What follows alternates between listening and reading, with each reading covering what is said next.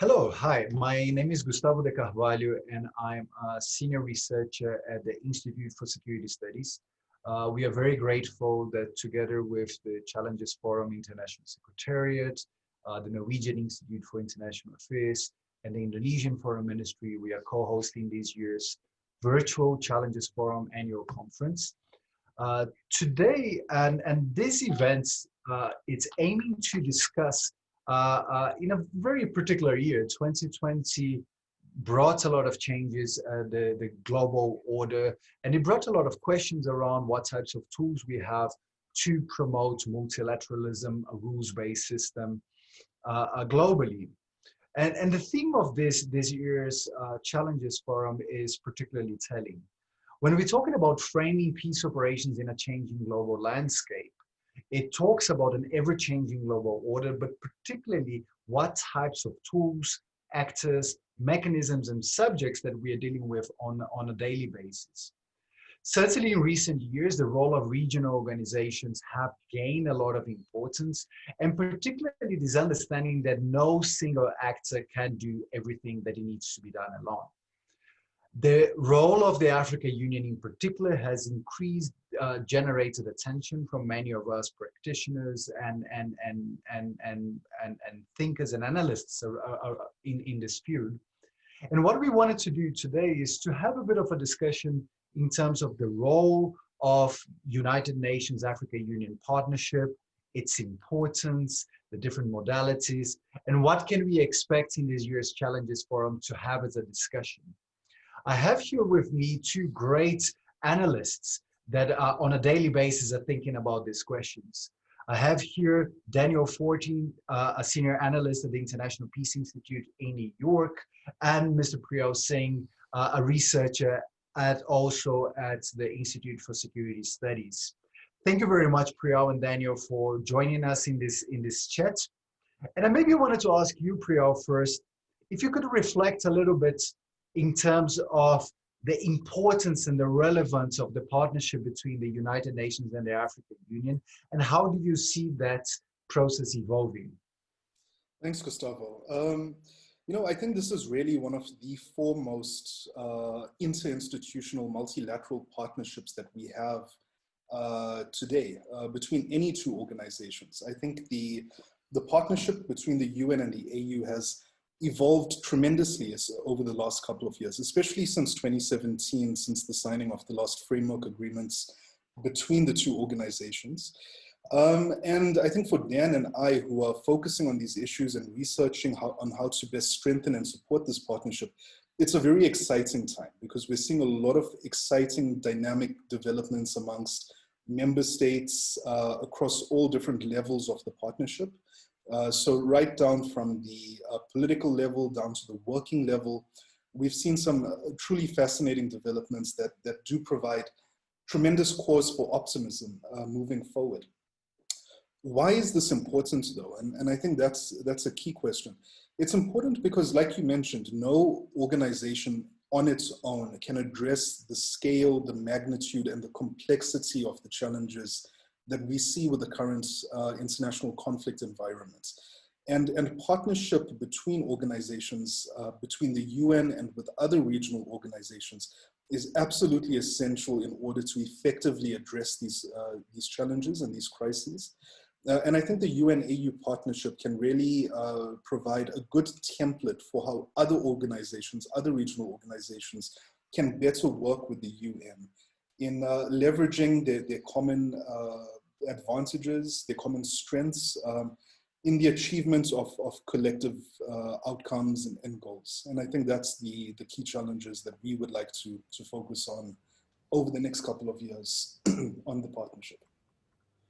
Thank you very much, Priyal. And I wanted to turn to you, Dan. And of course, you've been writing a lot in the last couple of years in terms of the partnership. You've reflected a lot in terms of the different modalities. And it would be interesting to get from you in terms of how do you see the evolution of these modalities in terms of partnership, both I think at a strategic level and from a council to council and the different engagements, but also going down to the more tactical and operational levels. Thanks very much, Gustavo, Priyal. and very much agree with how both of you frame these issues. And really to start, what's been most fascinating since 2017 and even earlier is the evolution of the partnership from something on paper and a political commitment by member states and leaders of organizations to really whole of system engagements between the UN and its counterpart on the African continent. And as you mentioned, there are many different avenues and entry points for this partnership at the political level and at the operational level. And one of the things our research over the past few years has demonstrated is that the partnership is very complex depending on where in the organization you sit.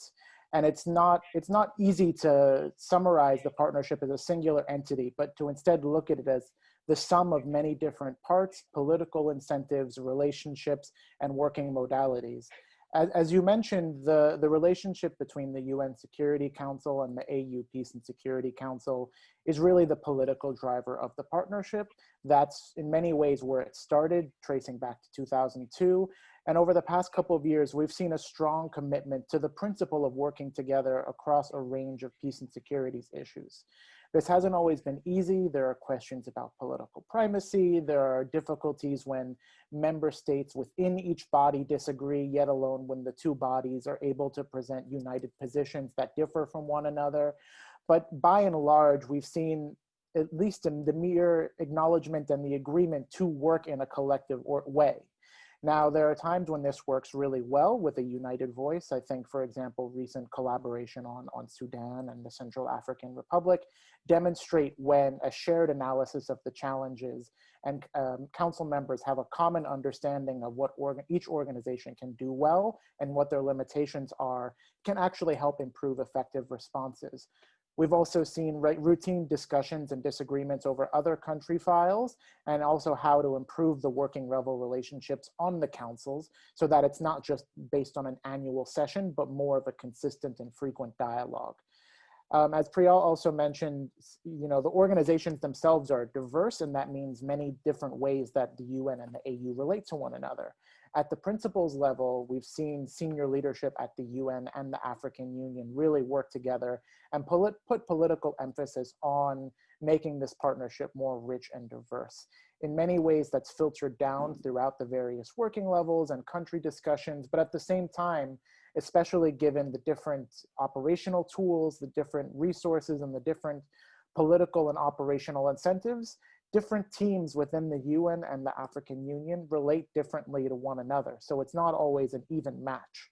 And finally, I'd like to add that this dynamic becomes even more complicated when talking about the UN-AU partnership in different field and country-specific settings, especially when there's a UN peace operation or even when there's a regional or sub-regional peace operation mandated by the AU.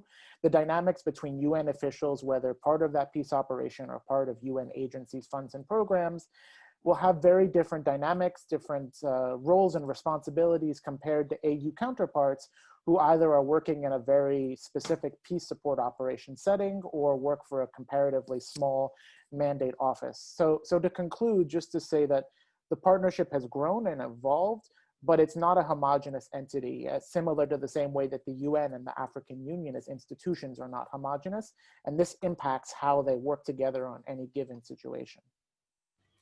Thank you very much, Dan. And Priyal, I want to turn to you and ask for, very briefly, in a sentence or two, how do you expect this partnership between the UN and the AU evolving in the coming years? And maybe what are some of going to be the big opportunities, but maybe some of the pitfalls that the two organizations, and very briefly, maybe a sentence or two. Thanks, Gustavo. I'll try and be as concise as possible. And I think this question is a really critical question for this year's Challenges Forum, because where we've seen the partnership primarily focus on in prior years on peace and security has been primarily on peace support operations. And what we are trying to focus on currently is the evolving role of the partnership branching out into broader areas, focusing on dynamic new interventions and initiatives looking at stabilization, peace building, PCRD, and those types of efforts. And I think as we move forward, the evolution of the partnership might evolve in a much more dynamic and less predictable way, because there are so many different opportunities to strengthen and improve coherence on a wide range of peace and security issues. And I think that this year's Challenges Forum can really put forward some solid recommendations for the principles from either organization.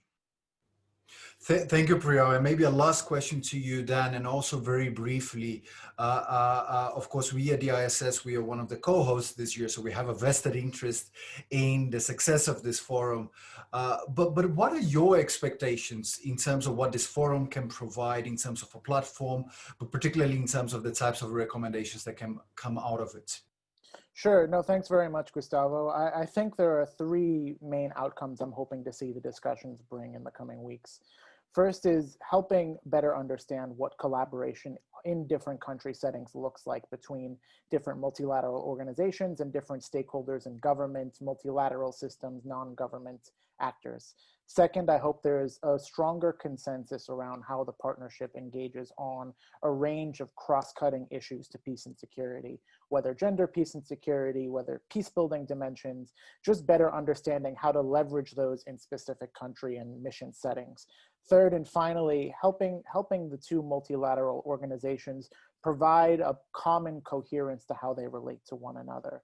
I think we agree there are very strong principles at the top and a very day-to-day efforts on the bottom, but the cohesive strand throughout all of that, I think that's not just an effort for leadership within the organization, but really for a whole of community approach to put forward.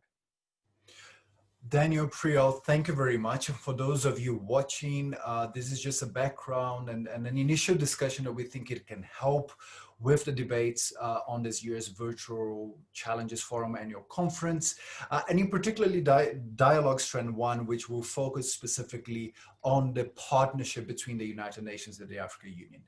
Thank you very much for you all, and we're looking forward to seeing you during the forum. Thank you.